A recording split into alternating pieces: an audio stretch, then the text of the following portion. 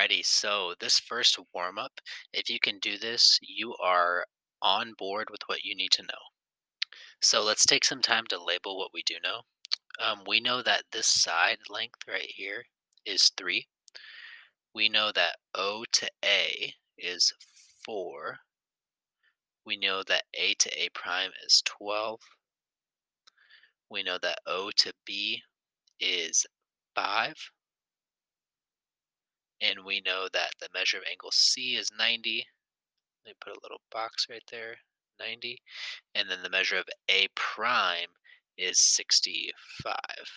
Okay, so if this is a dilation, remember we can say that these corresponding angles are congruent. So 90 degrees, 65 degrees, and then this last one I believe would have to be 25 degrees because 65 plus 90 plus 25 equals 180. So put in my 25 over there as well. Okay, so now my life gets a little bit tricky.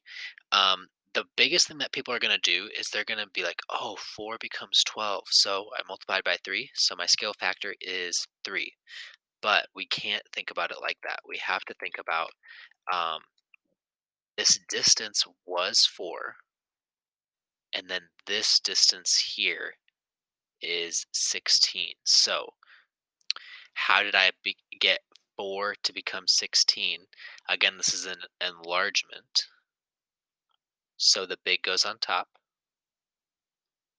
So 16 over 4 gives me a 4.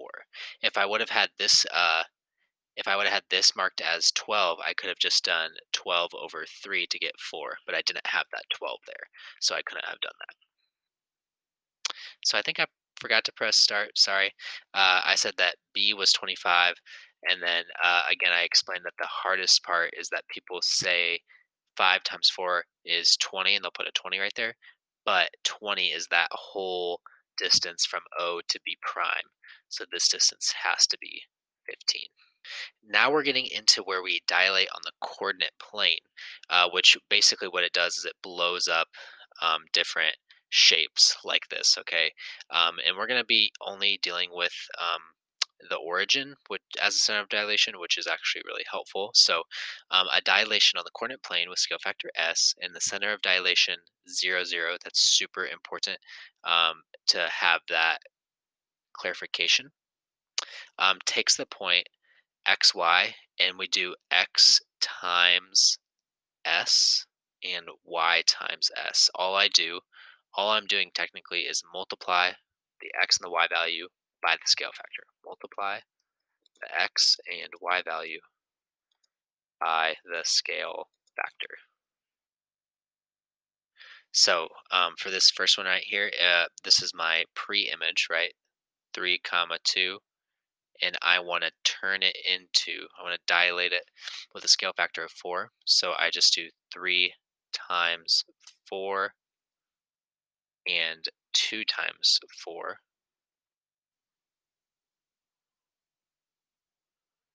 to give me 12 comma 8. Okay. This will make more sense once you will have a whole shape dilating. This becomes 10 comma 8, and I want it to become 10 times 0.5 comma 8 times 0.5. Okay, so that becomes 5 comma 4. It was cut perfectly in half. That's a reduction, remember? The other one with a dilation of 4 was an enlargement.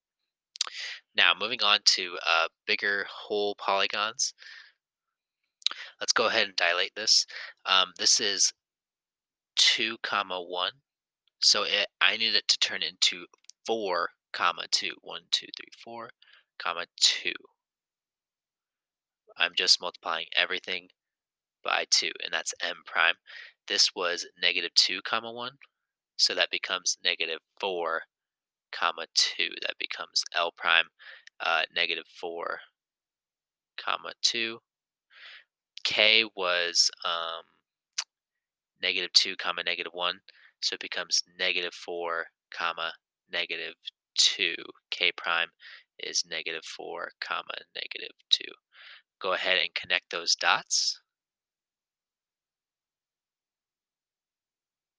I think I did it too far. 1, 2, 3, 4, 1, 2.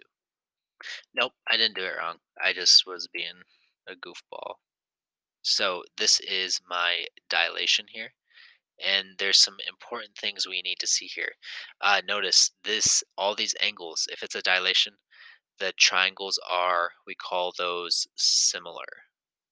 Okay, and if we do some counting for a second, the coordinates of the vertices of the transformed triangle are blank times as far from the center of dilation as the coordinates from the original. So if we do some counting, we had to go over 2, up 1 to get to that first coordinate. And then after the dilation, I had to go over 1, 2, 3, 4, up 2, 1, 2. There was my problem. I had to slide it over a little bit. My bad. Those distances are twice, 2 times as far from the center of dilation, and the sides are 2 times as long. This distance is 1, 2, 3, 4. This distance was only 1, 2, so it doubled. Okay, super important to see that relationship there. My bad for the graphing mistake.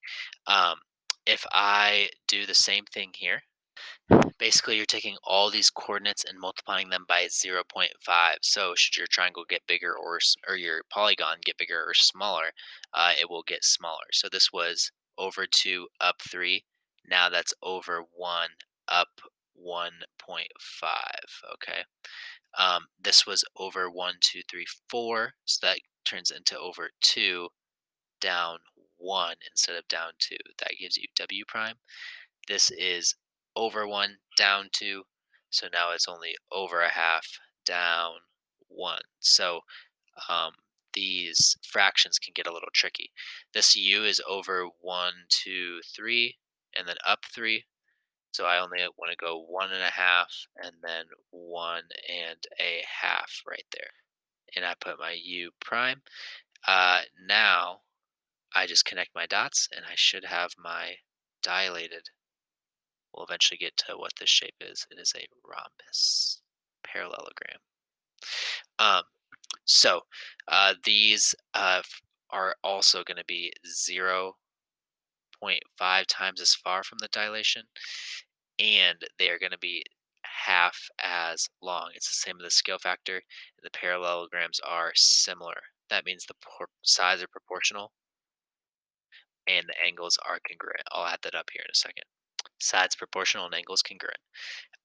Now I have to ask myself, I have to go the other way. What's my scale factor? So, what's nice is if it's a dilation, then you only have to check one. I have to ask myself, if this point is, if S is 2 comma -1 and S prime is 1, 2, 3, 4 comma -2, what did I do to get there? My scale factor should be, take a second, can you get it? My scale factor is 2. I have to multiply S times 2 to get there. That's going to be our rule for a scale factor of 2 using that same notation from above. Same thing over here. I have the point, they're all kind of in the middle. So let's take C. That was equal to 1 comma 2. 1 comma 2, that coordinate. C prime is 1/2 comma 1. 1/2 comma 1. Well, what did I do? I took my x, y value.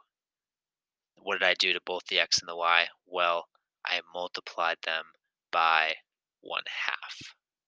So what it looks like is 1/2 x comma 1/2 y.